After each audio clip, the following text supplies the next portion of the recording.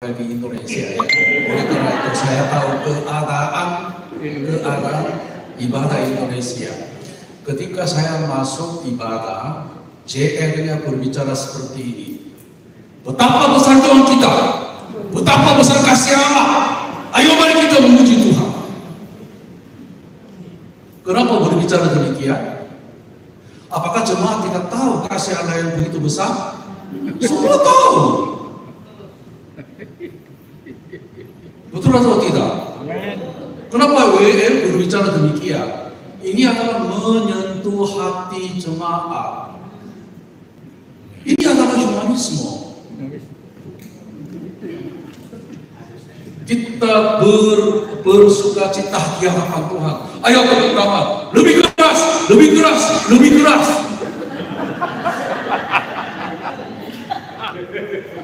Haleluya. Bisa mengerti ini ya? Ini adalah mengontrol hati jemaat. Jika Tuhan mengharu jemaat, walaupun sangat tepuk tangan, tapi saya angkat tangan, saya tepuk tangan, saya berteriak, saya menari-nari. Bisa mengerti ya? Jika WR mengontrol atau menyentuh perasaan jemaat, di situ tidak ada tempat yang Tuhan kerja. Masalahnya ini. Bisa mengerti ya? Berdiri duduk, berdiri duduk. Berdiri duduk, berdiri duduk juga sama. Ya. Masalahnya ini, ketika WL menyentuh hati jemaat, di sini tidak ada tempat yang Allah kerja. Berarti WL menjadi Allah. WL menjadi Allah. Karena WL menjadi Allah, maka Allah tidak bisa bekerja di dalam ibadah kita. Kita harus mengerti tentang ini. Seringkali saya dengar, kadang-kadang WL lebih panjang bicara daripada pengkhotbah. Kenapa WL berbicara begitu banyak? Karena ia ingin menyentuh hati jemaat, ingin menyiapkan ibadah yang meriah. Biasanya WL-nya itu pendeta.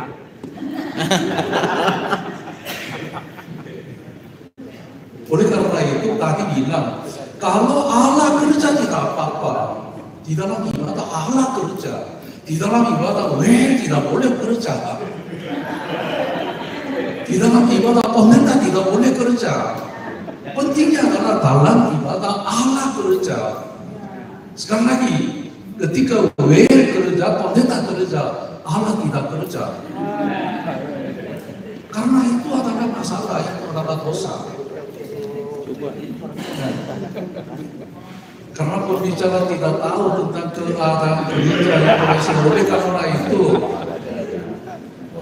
tidak menunjukkan contohnya, tidak menunjukkan contohnya seperti ini. Seringkali saya merasa demikian, maka saya merasa sedih. Kalau demikian Allah tidak akan bekerja. Iya benar. Tapi bilang semua jemaat fokus pada Allah. Kenapa saya tidak suka berdiri duduk? Karena ketika berdiri duduk, fokus kepada Allah ini akan hilang. Betul atau tidak? Apalagi orang Indonesia, khususnya ibu-ibu Indonesia, suka bawa tas. Di sini juga semuanya bawa tas. Ketika duduk, harus memperhatikan di mana tas saya. Ketika berdiri, di mana saya taruh tas saya. Bagaimana akan fokus pada Allah?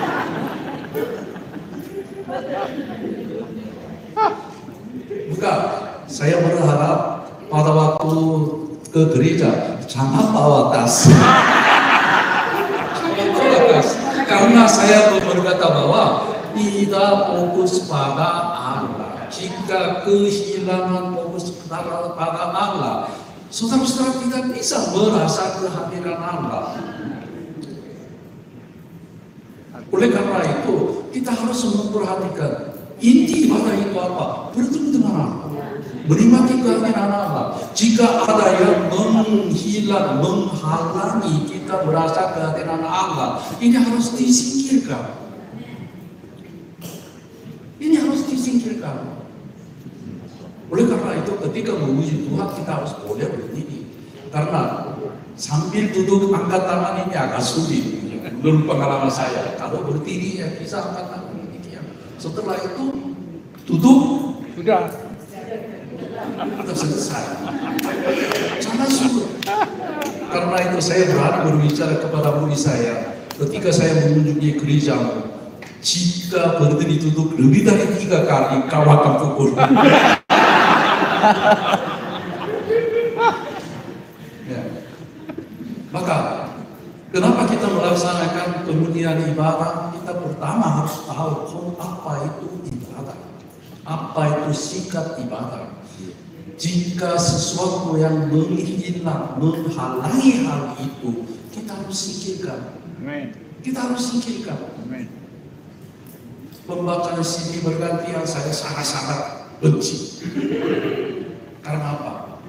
Melalui pembacaan CD berganti, tidak ada orang yang dijamah oleh Tuhan. Jika ada orang demikian, coba ketawa kepada saya. Sambil membaca CD bergantian, tidak ada orang yang merasa kehadiran. Karena itu, saudara harus ingat tentang ini. Ingat tentang ini. Tentang jangan berbicara dengan perasaan manusia, jangan mendorong perasaan manusia. Oke.